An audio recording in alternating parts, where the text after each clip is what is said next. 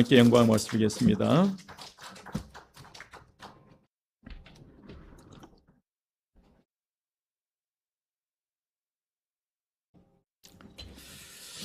지난주에 우리는 부활주일을 맞아 엠마오로 가던 두 제자 이야기를 함께 나누었습니다.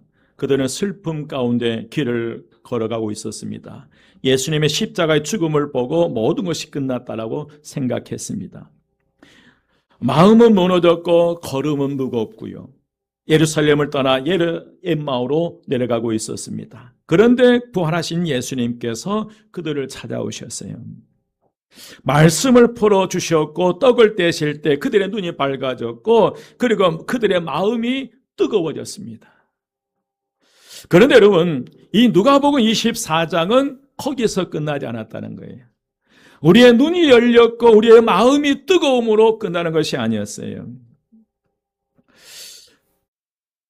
오늘 본문은 그 다음을 우리에게 보여주는데 바로 부활하신 주님을 만난 사람들의 그 모습이 부활하신 예수를 만난 사람과 만나지 못한 그 차이점을 명확하게 보여주는 게 오늘 말씀이에요. 그래서 부활하신 주님을 만난 사람은 반드시 다시 돌아온다는 것입니다. 다시 예루살렘으로 돌아옵니다.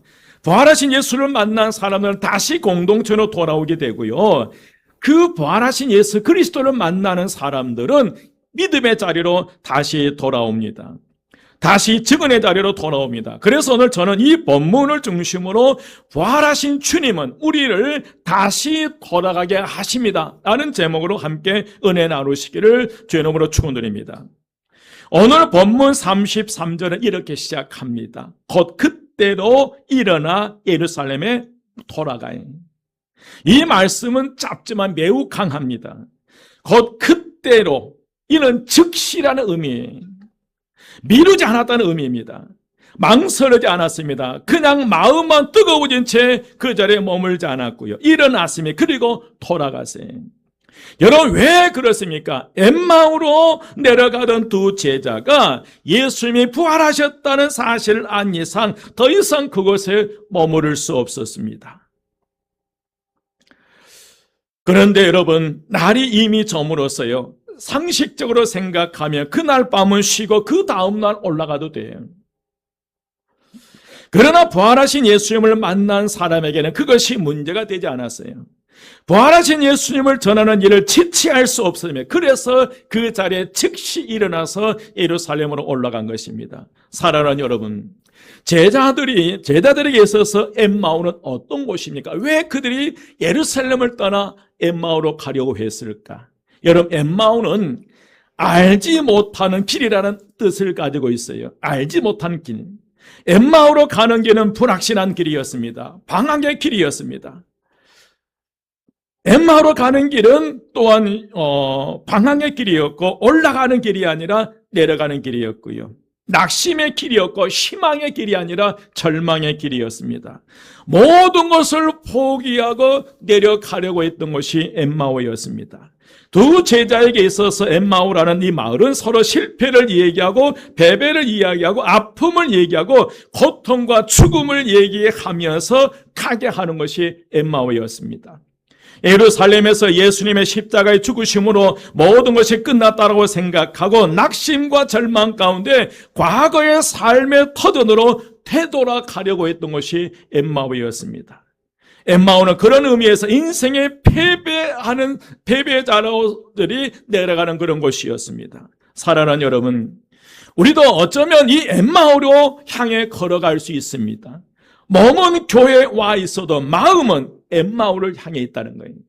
내 몸뚱아리는 내 몸은 이곳에 와서 하나님을 입술로 찬양하고 기도하고 예배드리지만은 그러나 내 마음 한 구석은 나도 두 제자처럼 엠마오로 갈 수 있다는 거예요. 기도는 하지만 속으로 이미 포기할 수 있습니다. 예배는 드리지만 마음은 자꾸 주저앉습니다. 입으로 믿음을 말하지만 속으로는 실패와 좌절의 얘기만 가득 찰 수 있다는 것입니다. 어떤 분은 오래 기도한 문제가 풀리지 않아서 마음으로 엠마오로 내려갑니다. 어떤 분은 자녀의 문제 때문에 엠마오로 갑니다. 어떤 분은 관계의 상처 때문에 내려갑니다. 어떤 분은 건강의 문제 때문에 내려갑니다. 어떤 분은 나는 안 된다라는 그런 생각 때문에 내려가고요. 어떤 분은 한 번의 실패 때문에 계속해서 내려갑니다. 그런데 사랑하는 여러분, 부활하신 예수님을 만나면 그 길을 계속 갈 수 없다는 거예요. 부활하신 예수를 만나면 더 이상 밑으로 내려갈 수 없다는 거예요. 부활은 내려가던 사람을 다시 돌아오게 하는 능력이 있습니다. 엠마오에 머물던 사람을 다시 예루살렘으로 돌아오게 합니다.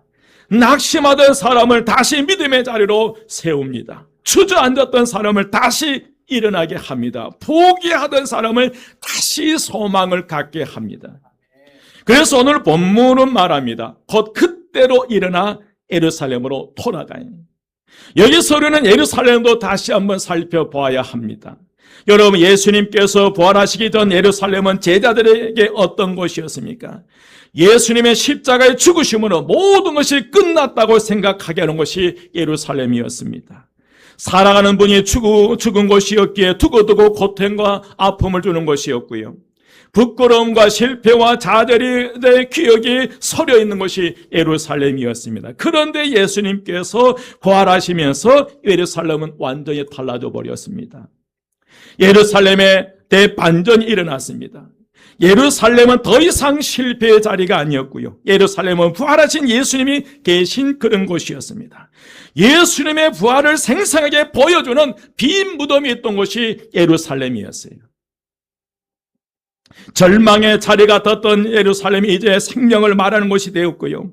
기적을 말하는 것이 되었고 승리를 말하는 곳이 되었습니다. 이것이 바로 부활의 능력인 줄 믿습니다. 여러분, 부활은 장소를 바꾸는 것이 아니라 의미를 바꾸는 거예요. 한번 따라서 합니다. 부활은 장소를 바꾸는 것이 아니라 의미를 바꾸는 것이다. 의미를 바꾸는 것이다. 아멘.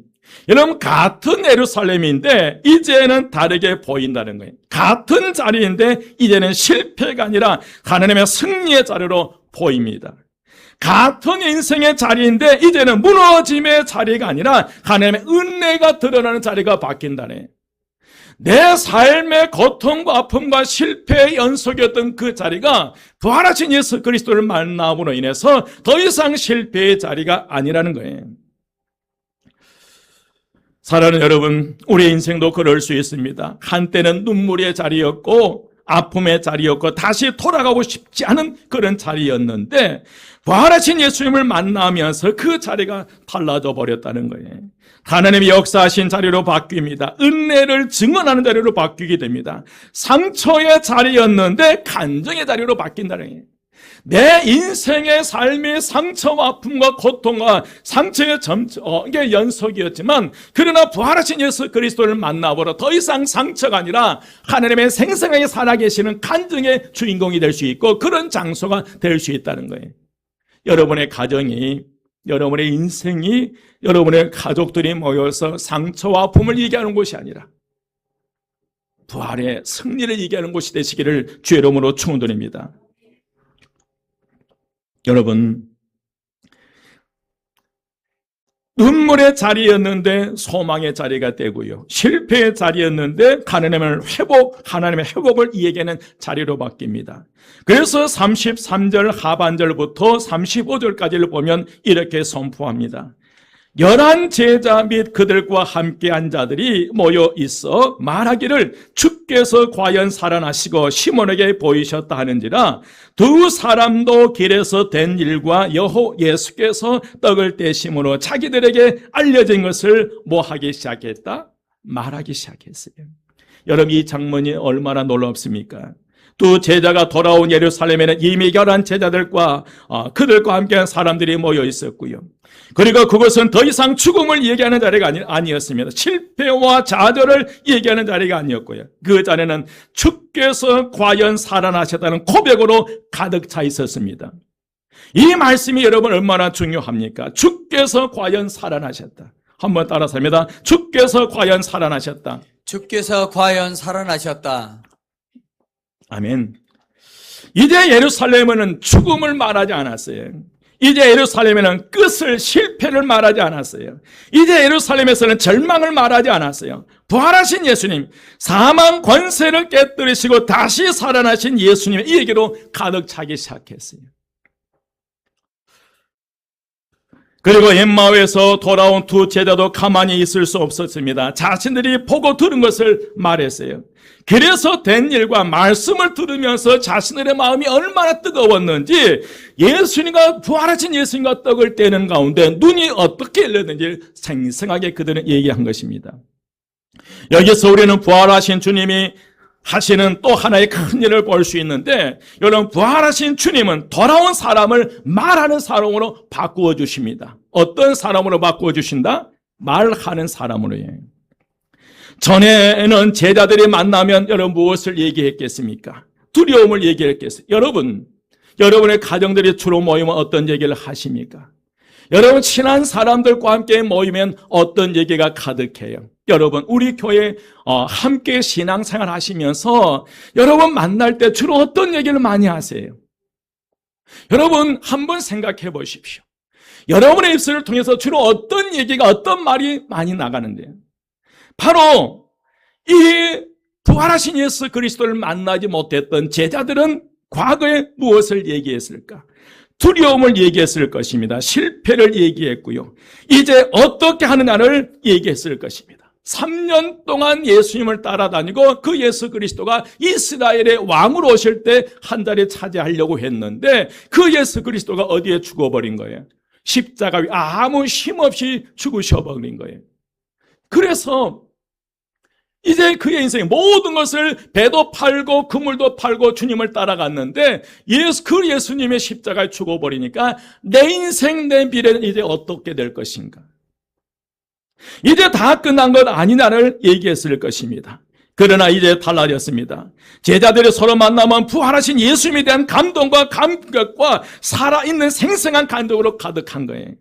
부활하신 예수 그리스도를 만나고 그분이 나에게 말씀하신, 내 가슴이, 내 마음이 뜨거웠고 그분과 함께 떡을 뗄 때 내 눈이 열렸다, 이 생생한 간증을 얘기한 거예요.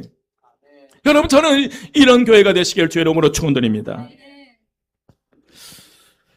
여러분, 이것이 교회입니다. 교회는 실패의 얘기만 반복하는 것이 아니에요.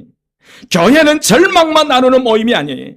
교회는 부활하신 예수님을 만난 사람들이 그 주님을 말하는 공동체가 되어야 된다는 거예요. 여러분이 교회가 되었으면 좋겠어요. 모이면 과거의 상처, 아픔 얘기 아니라 미래에 우리 교회가 어떻게 하나님의 역사가 일어날 것인가, 내 인생에 어떻게 하나님이 역사하시고 만지셨는가를 얘기하면 좋겠어요. 저는 이번에 어머니 장례식을 하면서 정말 감사해요. 마음 한켠에는 슬픔이 아니라 기쁨이었어요. 장례식 모든 과정 절차를 지내면서 하루만 늦었으면 어떻게 됐을까? 하루만 빨랐으면 어떻게 됐을까? 모든 게 감사했어요. 그런데 하나 진짜 감사는 어머님이 천국에 계신다는 거예요. 어머님이 천국에 계신다는 거예요. 동생 앞에 그랬대요. 어머님이 거의 다 이제 숨이 가는데 갑자기 눈을 팍 뜨시더래요. 그러면서 하는 말, 하나님 나 아직 안 불러갔냐? 하나님 품에 가고 싶은데 잘 안 죽어진, 그래서 눈이 떠진 거예요. 그래서 하나님 나 아직 안 불러갔냐? 여러분, 얼마나 감사한지 몰라요. 여러분의 부모님들이, 여러분의 자녀들이 지옥에 있다고 한번 생각해 보십시오. 내 사랑하는 부모님이 그 죽음 이후에 지옥에 있다고 한번 어떻게 우리가 웃을 수 있겠나요? 그래서 여러분, 이 복음은 너무너무 중요하고 영혼 구원 너무너무 중요해요. 온 가족이 다 축제였습니다. 우리 박미란 집사님 계시는데, 박미란 집사님 그 어머니 영정 사진에 그거였어요. 여행 갔다 환하게 웃는 모자 쓰고요. 참 기발하다. 그래서 저희들은 형님들 반대에도 무릎 쓰고 꼭 100세 때 찍었던 꽃갈 모자예요. 꽃갈 모자 쓰고 부의했던 이 사진을 연정 사진으로 사용했어요. 그런데 반전이었어요. 슬퍼했던 마음 이들이 울기 시작했고요. 그래서 온 가족의 사진을 찍고요. 마지막까지 낙골함을 매장하는 그 순간까지도요. 그거였어요. 어머니는 어디 계시나요? 천국에 계신다. 이것이 우리로 하여금 기뻐하는 거예요. 여러분, 사랑하는 이들 포기하지 마십시오. 여러분, 부끄러워하지 마십시오. 두려워하지 마십시오. 상상해 보십시오. 여러분들이 부모님의 죽음 후에 지옥에 계시는 어떻게 웃을 수 있겠나요? 천국의 소망을 하나님 품에 앉았다. 그래서 한켠으로는 감사와 기쁨, 감사해요. 오늘 여러분 제자들이 그거예요, 여러분. 부활하신 예수 그리스도를 만나니까 대화 내용이 달라져 버린 거예요. 예수를 만나니까 말하는 내용이 달라져 버리기 시작하는 거예요. 예수님은 부활해. 십자가에 죽은 줄 알았던 그 예수가 지금 부활하시고 우리 앞에 있는 거예요. 여러분, 교회는 부활하신 예수님을 만난 사람들이 그 주님을 말하는 공동체가 되어야 됩니다. 교회는 주께서 과연 살아나셨다는 고백에 살아있는 공동체. 오늘 본문은 여기서 멈추지 않아요. 36절 말씀이에요. 이 말을 할 때에 예수께서 친히 그들 가운데 서서 이르시되 너희에게 평강이 있을지어다. 여러분, 이것이 얼마나 놀라운 은혜입니까? 그들이 부활을 얘기하고 있을 때 예수님께 친히 그들 가운데 쓰셨어요. 그리고 이것은 여러분 누가복음 24장의 아주 중요한 흐름이었어요. 예수님께서 엠마오의 길에서는 두 제자에게 오셨고 이제는 공동체 한가운데 서십니다. 부활하신 주님은 혼자만 만나게 하는 분이 아니라 공동체 가운데 서 계신 분이 예수 그리스도이시여요. 그리고 가장 먼저 하신 말씀이 너희에게 뭐가 있을지어다? 평강이 있을지어다. 옆에 분에게 당신에게 평강이 있기를 원합니다. 당신에게 평강이 있기를 원합니다. 여러분에게 평강이 있기를 원합니다. 부활하신 주님의 첫 말씀은 정죄가 아니었어요. 베드로, 너 이놈, 너 왜 나 3번 부인했어? 너 장담했잖아. 나와 함께 무덤까지 가져오게. 그런데 너 왜? 야, 너희들 내가 십자가에 고통당할 다 어디 있어? 이 말씀 안 하셨어요. 너희에게 뭐가 있을지어다? 평강이 있을지어다. 그런데 37절은 정직하게 말합니다. 그들이 놀라고 무서워하여 그 보는 것을 영으로 생각하는지라. 여러분, 제자들은 여전히 놀라고 무서웠습니다. 부활의 소식을 들었는데도 부활하신 주님이 그들 가운데 서 계셨는데 여전히 그들은 무서워했어요. 이것도 우리의 모습과 닮았습니다. 우리는 말씀을 듣고도 두려워합니다. 지금 이 순간 예배를 드리고 있지만 내 마음 한켠에 두려움이 있는 거예요.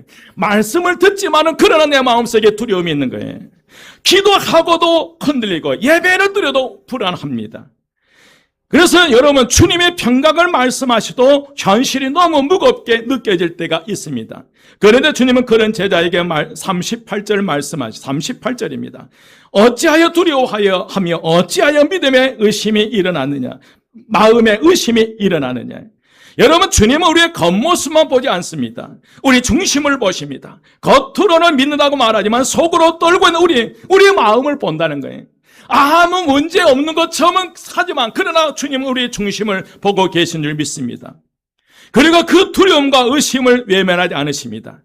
그래서 예수님은 39절부터 43절까지 제자들의 두려움과 의심을 그냥 두지 아니하시고 아주 구체적으로 주님 자신을 드러내는 거예요. 먼저 주님은 말씀하십니다. 39절 상반절에 내 손과 발을 보고 나인 줄 뭐하라? 알라에. 이 말씀은 매우 중요해요. 예수님은 단지 나를 믿어라라고 말씀만 하지 않았어요. 손과 발을 보이셨어요. 왜 여러분 손과 발을 보이셨나? 그 손과 발은 십자가의 흔적이라는 거예요. 무엇의 흔적이다? 십자가의 흔적이에요. 여러분, 손과 발에는 십자가의 흔적이 그대로 남아있기 때문에 그렇습니다. 지금 제자들 앞에 서 있는 계신 분이 전혀 다른 존재가 아니라 바로 얼마 전 십자가에 달리셨던 그 예수님 자신임을 보여주는 거예요. 딴 사람, 내가 너희들의 보는 앞에서 십자가에 죽었던 그 예수님을 지금 보여준 거예요. 그리고 주님은 거기서 멈추지 않으십니다. 39절 중반절에 보면 또 나를 뭐하라? 만져보라.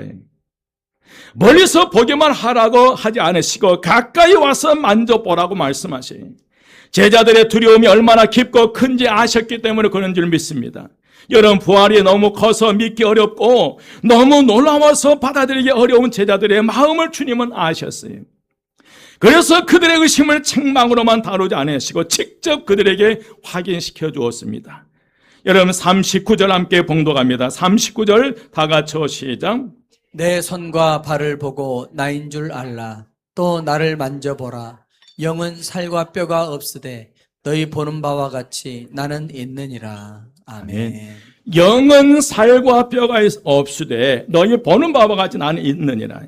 이 말씀은 부활이 단지 느낌이나 상징이나 환상이 아니라는 그런 의미예요. 여러분 예수의 부활은 실제입니다. 믿으시면 아멘. 여러분 몸을 가지신 채 다시 살아나신 부활이에요. 그런데 41절에서 주님은 제자들이 여전히 놀라고 기이하게 여기는 것을 보시고 더 구체적으로 자신을 드러냈어요. 41절 하반절에 보면 여기에 무슨 먹을 것이 있느냐라고 물으셨어요. 그리고 제자들이 드린 생선 한 토막을 받아서 그들 보는 앞에서 그 생선을 잡수셨어요. 이 장면은 그냥 덧붙인 작은 장면이 아닙니다. 여러분 주님은 제자들의 믿음을 실제 위에 세우고 계십니다. 예수님께서는 나는 진짜로 살아났다. 나는 너희의 기억 속에만 남아있는 존재가 아니다. 나는 너희의 상상 속에만 존재하는 것도 아니다. 나는 실제로 죽음을 일어나고 살아난 나 예수라는 이것을 외치는 거예요. 그것을 제자들의 마음에 깊이 새겨주기 위해서 주님은 그들을 앞에서 친히 생선을 잡수셨어요. 여러분 이것이 왜 중요합니까? 예수님의 부활이 실제이기 때문에 우리의 소망도 실제가 되기 때문에 그렇습니다. 예수님의 부활이 실제이기 때문에 우리의 평강도 막연한 위로가 아니라 실제적인 평강이라는 거예요. 예수님의 부활이 실제이기 때문에 우리의 믿음도 관념이 아니라 살아있는 믿음인 줄 믿습니다. 예수님이 부활하시기 때문에 예수를 향한 그 믿음이 어떤 그 관념이 아니라 실제 실상이라는 거예요. 여러분, 예수님의 부활이 단지 상징이라면 우리의 위로도 상징으로 끝날 것입니다. 그러나 예수님이 실제로 살아나셨기 때문에 눈물 가운데서도 평강을 말할 수 있고요. 실패 가운데서도 다시 일어섬을 말할 수 있고 죽음의 자리에서도 생명을 말할 수 있다는 거예요. 어머니 죽음 앞에서 슬퍼할 수 있지만 거기에서 부활을 얘기했고 천국을 얘기했고요.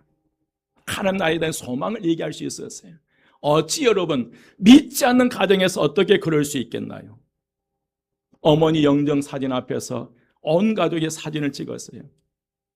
감사하더라고요. 자, 마지막 증송년까지 그걸 이렇게 하나도 어머니처럼 죽고 싶다. 그 짧은 입원 후에요. 요양병원에 15일 계셨거든요. 그리고 요양병원에 6일 계셨고요. 그리고 이제 하나님의 부르심을 받았는데 참 그런 것 같아요. 예수님의 부활은 실제예요, 여러분. 우리가 천국 가는 것은 상상이 아니라 실제예요, 여러분. 믿으십시오, 여러분. 여러분, 천국과 지옥이에요. 사랑하는 이들이 지옥 가는 것 그대로 방치하지 마십시오. 여러분 부끄러워하지 말고 두려워하지 마시고요. 목숨 거십시오. 죽음 이후에 어떻게 죽음 이후에는 책임질 수 없잖아요. 우리가 죽음 이전에 우리가 강력하게 요청하셨어요. 죽음 이후에 천국으로 여전히 역사가 일어나시기를 주의 이름으로 축원드립니다. 여러분 예수님이 실제로 살아나셨기 때문에 눈물 가운데서 평강을 말할 수 있고요. 실패 가운데서 다시 일어섬을 말할 수 있고요. 죽음의 자리에서도 우리가 생명을 말할 수 있어요. 사랑하는 여러분, 저는 우리 한마음께 그런 교회가 되시기를 주의 이름으로 축원드립니다. 실패를 얘기하고 좌절만 얘기하는 교회가 아니라 부활하신 예수님을 만난 체험담으로 가득한 살아있는 교회가 되기를 축복합니다. 우리 청년들이 그랬으면 좋겠습니다. 우리 믿음의 가정이 그랬으면 좋겠습니다. 성도님들이 모여서 끝과 죽음만 말하는 공동체가 아니라 생명을 말하고 소망을 말하고 부활하신 예수 그리스도를 말하는 공동체가 되기를 원합니다. 여러분의 미래를 얘기하고요.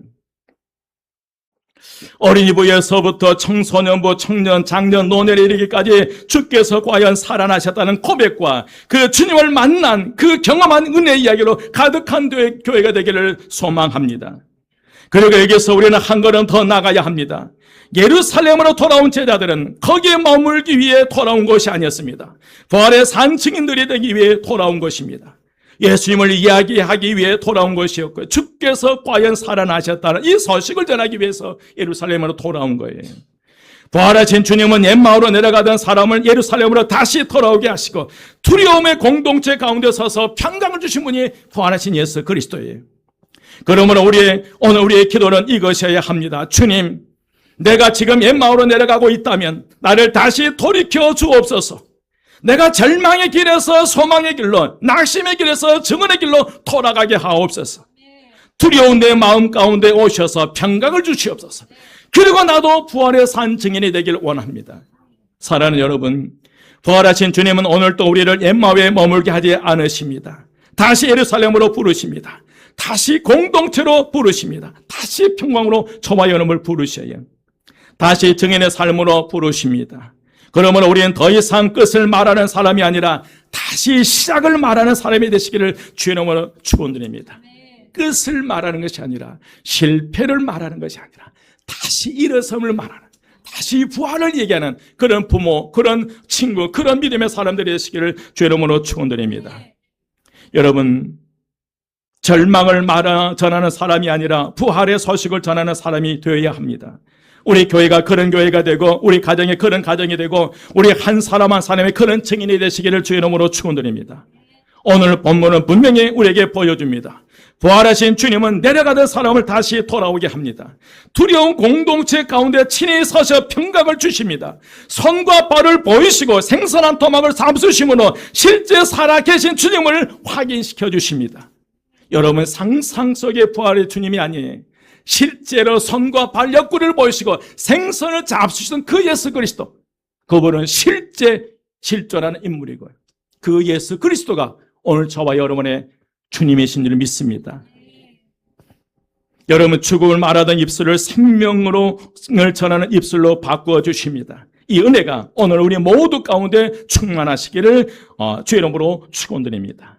여러분, 입술을 통해서 실패를 말하고 절망을 말하는 것이 아니라 부활하신 예수 그리스도를 만나 여러분의 입술을 통해서 정말 희망을 얘기하고 소망을 얘기하고요, 미래를 얘기하는 우리 모든 성도 되시기를 주의 이름으로 축원드립니다. 기도드리겠습니다. 부활의 생명이 되신 우리 주 예수 그리스도의 은혜와 하나님의 크신 사랑하심과 성령님의 감동 충만 역사하심이 부활의 산 소망을 품고 세상 속에서 죽음을 말하지 않고 생명을 말하고 희망을 말하고 소망을 말하기 원하는 우리 모든 성도들 머리 위에와 그의 가정과 그의 속한 모든 것 위에 지금부터 영원까지 함께 하시기를 간절히 축원드리옵나이다. 아멘.